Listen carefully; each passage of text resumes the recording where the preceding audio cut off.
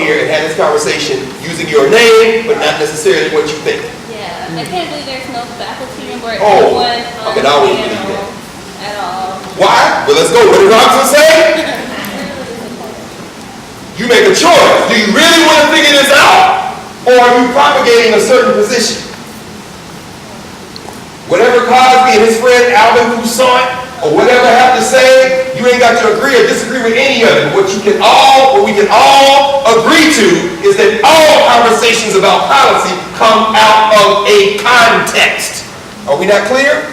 Yeah. This ain't just people sitting around saying, oh, this is great, let's have a talk. No!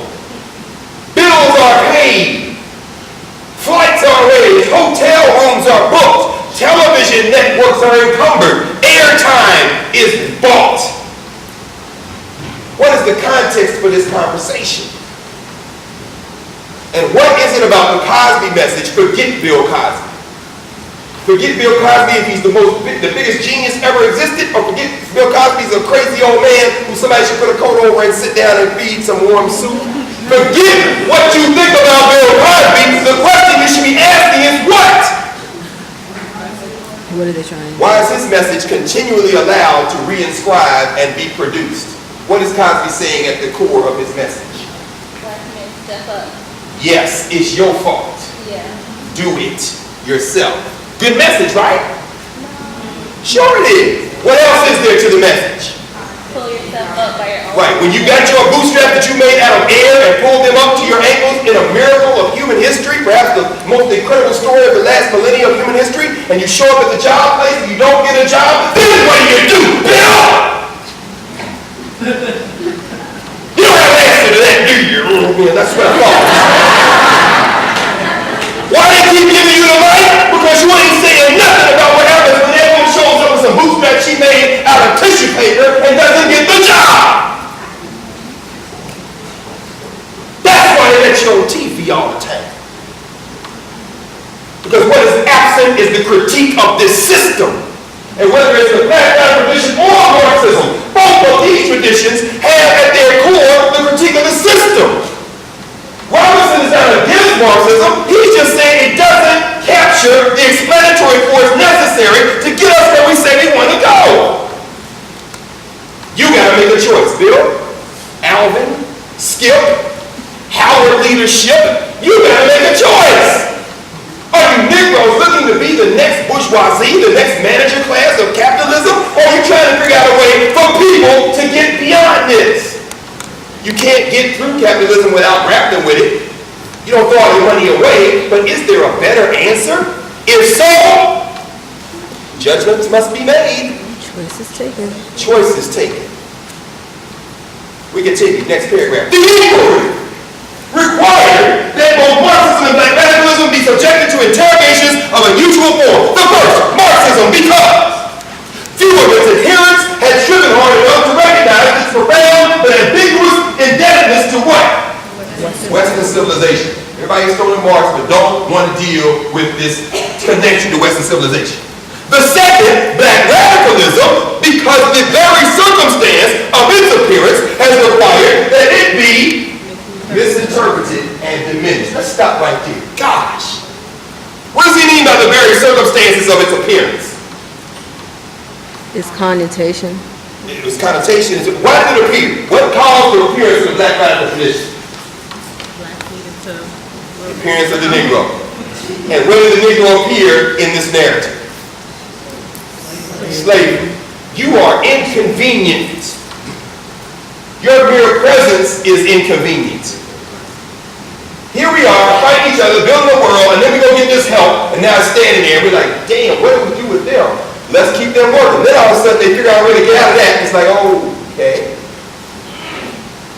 What do you think? I like it. What do you think? I don't like it. What do you think? I'm indifferent. But what never goes away is you are different. What else doesn't go away? The you that is indifferent are not wooden people. What are we doing the whole time we're being regarded as a spectacle? Living. Surviving and building and not going down and not taking an L. Meaning what? These are not pets. They're human. We've been saying they weren't, but they keep proving they are. And then guess what? They don't care what we think. Oh my God. Can we kill? No, they won't die. There are more of them now. Yeah, but our third graders, I know. Just don't remind me. Let's just ignore it. Let's just, excuse me, what? What now? What? Who are you? I'm Barack Obama. I don't even care. Get away! But I'm with you. Because Obama gets the meaning what? There's no way Obama can apologize for the day he died. He doesn't understand. Maybe he does, just don't ignore it. It doesn't matter what you say. Who you are is the problem, Chief. There's no way you explain away the fact that you are the Negro. Your presence is a problem.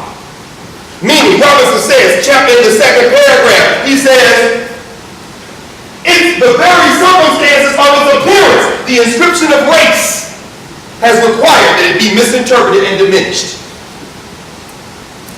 You can't get there. Have you ever been, like, well, I'm sure we're going to see this Sunday night with Mr. Cosby and all the rest of it. I ain't dogging Bill Cosby. I like Bill Cosby. I do. I like him a lot.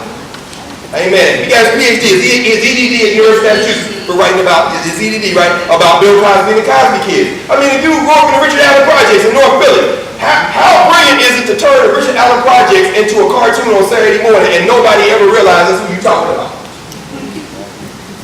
Bill Cosby, I ain't mad at Cosby. Cosby done all kind of incredible things. But here's my point.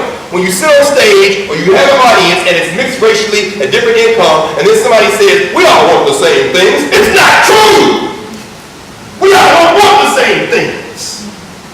Everything. I mean, some things are universal. No, shut your mouth.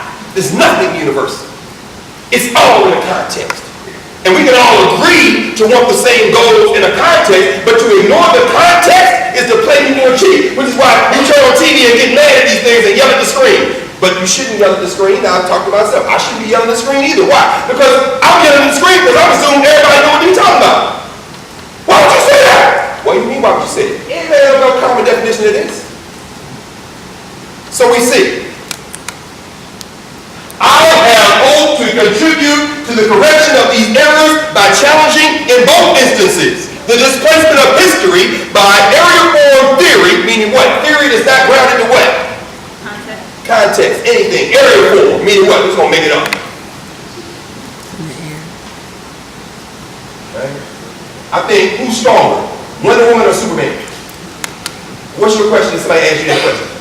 Wonder Woman? No, I'm just It's area form. You're making it up. Because Scooby-Doo beat up Astro. I mean, you know what I mean? What are you talking about? No, this is not real. I think about that sometime when I listen to Black Talk Radio. You got breaths. God knows how many you have, but from the time you came out of the womb to the time your heart stopped beating, you got a finite number. Nobody knows what it is. Why would you raise 50 of them cracking coon jokes like this every morning of your life anyway? I understand though. It's in the context. It's in the context. That's your job.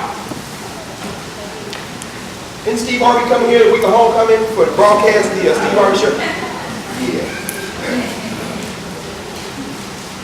He says, and self-serving legend, whether I have succeeded is for what? Reader's judge. For us. But first it may prove useful to outline the construction of this study, All right, let's stop right there for a second. Melky said you had an announcement? What's it? We're going to stop there for a second. I'll catch my breath. We're going to look at this now. Introductory page.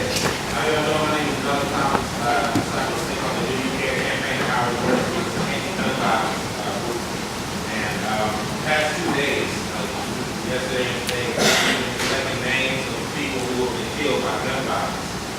And tomorrow we're going to be unveil and scroll of all facilities collecting names. This is how many we received in the past couple days. Wow.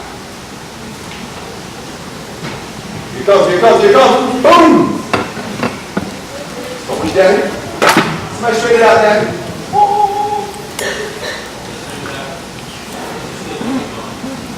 Coming out with Daddy? Oh, cool. Yeah. Wow, these are people who actually died. Yeah, these people are killed. Some actually just put sitting down because they had so many friends that had been killed that they couldn't even think of all the names. So my thing is, the question is not, were all these people in the right place at the